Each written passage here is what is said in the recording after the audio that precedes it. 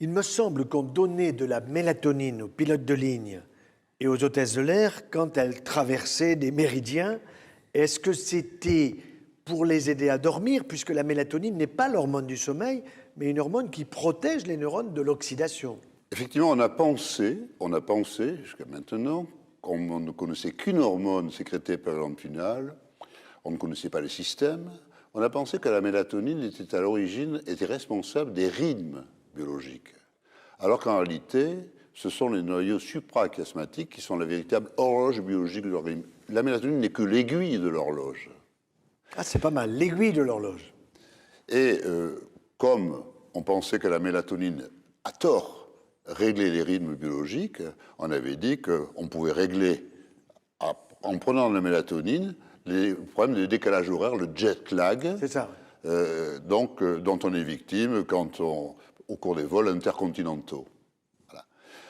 En réalité, la mélatonine n'a aucun effet et n'a aucun intérêt. Je crois que les gens ont abandonné maintenant, on ne prend plus de mélatonine, les pilotes de l'air ainsi que les hôtesses de l'air ne prennent plus de mélatonine. Ok. Ainsi, Jean-Bernard, la mélatonine n'est pas l'hormone du sommeil, elle protège le neurone de son oxydation, du risque d'être abîmé, et c'est cela qui est l'erreur au fond. Elle n'est pas l'hormone du sommeil, c'est après qu'il faut voir.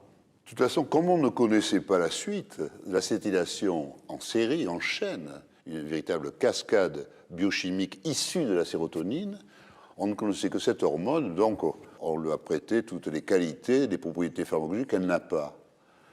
La seule propriété importante de la mélatonine, c'est que c'est le réducteur le plus puissant dans le milieu biologique que l'on connaisse.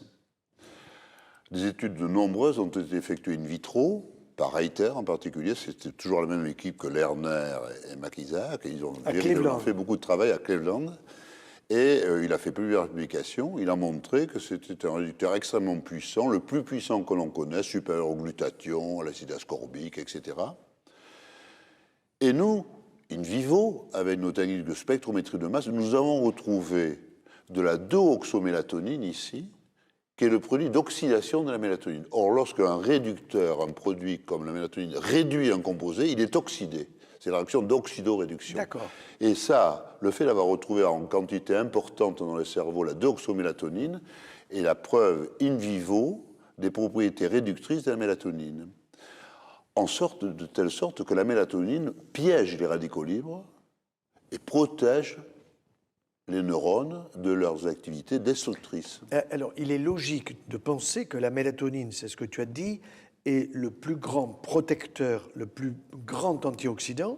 C'est logique puisque ce qui est le plus important dans mon corps sont mes neurones quand même.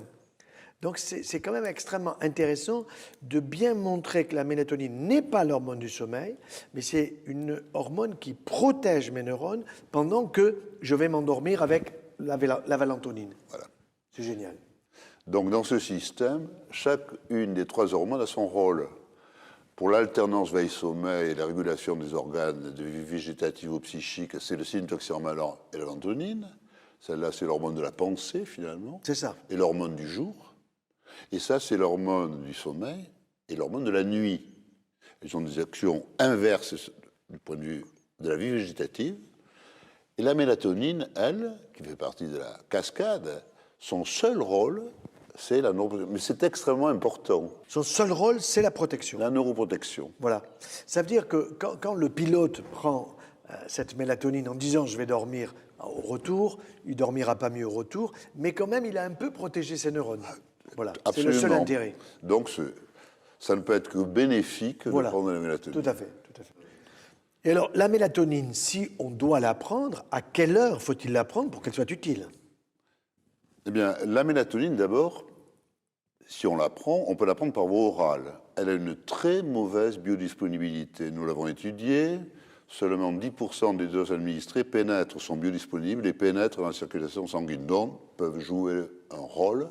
Sur celles qu'on prend, il n'y a que 10% qui vont protéger les neurones. 90% ne sont pas absorbés. D'accord. Parce qu'il y a un effet de premier passage hépatique. Le médicament, lors de son premier passage dans le foie, avant d'arriver dans la circulation sanguine, est métabolisé rapidement. D'accord. C'est ce qu'on appelle un first pass effect. Et ensuite, donc, mais elle est quand même administrable par voie orale. Donc si on veut avoir des concentrations suffisantes dans l'organisme, il faut en prendre suffisamment pour avoir une protection pendant la nuit. Puisque finalement, son rôle de neuroprotecteur, elle va le jouer La nuit. pendant sa période de sécrétion. Parce qu'à partir de 6 heures du matin, elle a une vie très courte et en quelques minutes, elle est éliminée. Donc il faudra la prendre le soir au coucher. Moi, je conseille de prendre une dose de 3 mg. C'est amplement suffisant, mais il ne faut pas penser que dès qu'on la prend, toutes les 38 minutes, on divise la concentration par 2. Oui, donc ça. si on veut parler, alors qu'elle est sécrétée pendant 8 heures, en perfusion constante, quand vous la donnez en pic, après elle chute et elle s'élimine. Donc il va falloir protéger le neurone pendant toute la durée de la nuit, comme le fait la glande pinéale.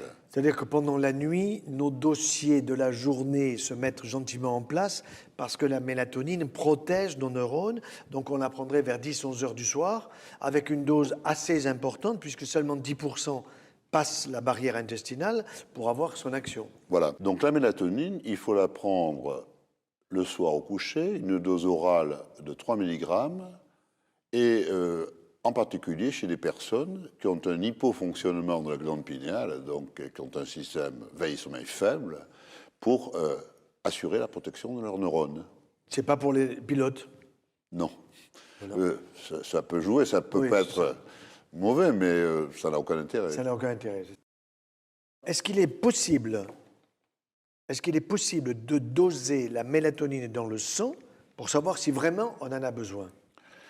D'abord, sur le plan technique, on peut la doser, puisque nous avons des techniques de chromatographie en phase gazeuse couplées à la spectrométrie de masse. C'est une technique très délicate, mais nous envisageons, bien sûr, nous avons développé une méthode automatisable de couplage de la chromatographie liquide haute performance avec la spectrométrie de masse. Et on arrive pratiquement aux mêmes sensibilités, on arrive à doser 0,5 picogrammes par millilitre. D'accord.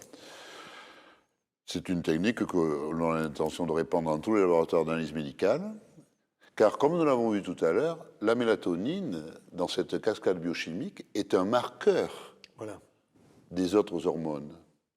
Si on a un hypofonctionnement de la glande pinéale, on va avoir un déficit de cette mélatonine qui va se répercuter. On aura un déficit des hormones, de toutes les hormones. À l'inverse, dans les psychoses, on a probablement donc un excès de syntoxirmalan, c'est l'agent des psychoses, et il doit correspondre à un excès de la mélatonine. Oui. Donc, si on dose de la mélatonine dans le sang, on peut avoir une idée du niveau de l'activité du système veille-sommeil, quantitativement.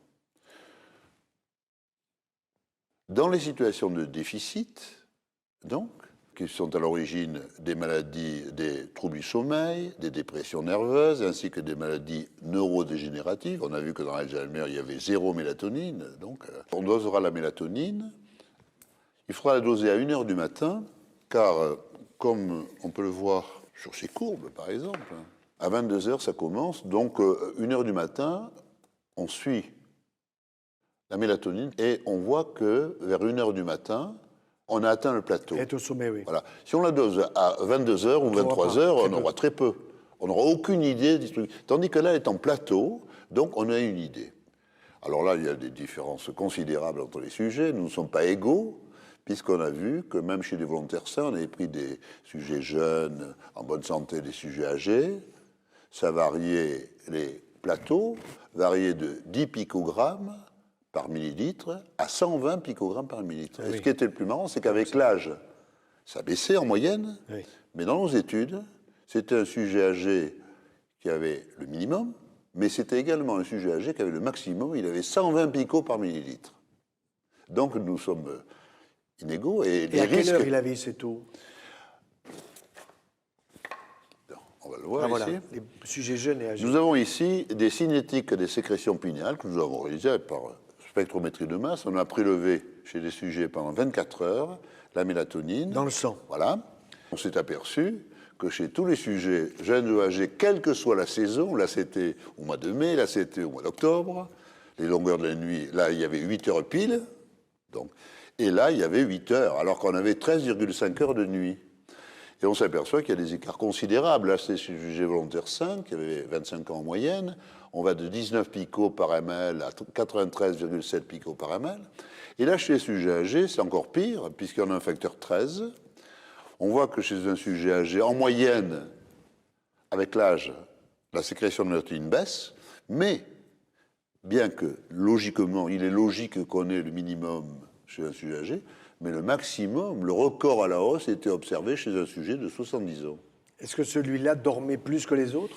Parce que tous les points bleus, ce sont des sujets. C'est des sujets. Donc, il y en a apparemment, autant. aucun n'avait de problème de sommeil. D'accord. Donc des gens normaux, quoi. Des gens normaux. C'est ça. C'est des volontaires sains, donc pas de problème de sommeil. Alors, il y a un facteur 13, donc on peut penser qu'il y a des facteurs de 1 à 100, ça peut aller de 1 à 100 chez les sujets.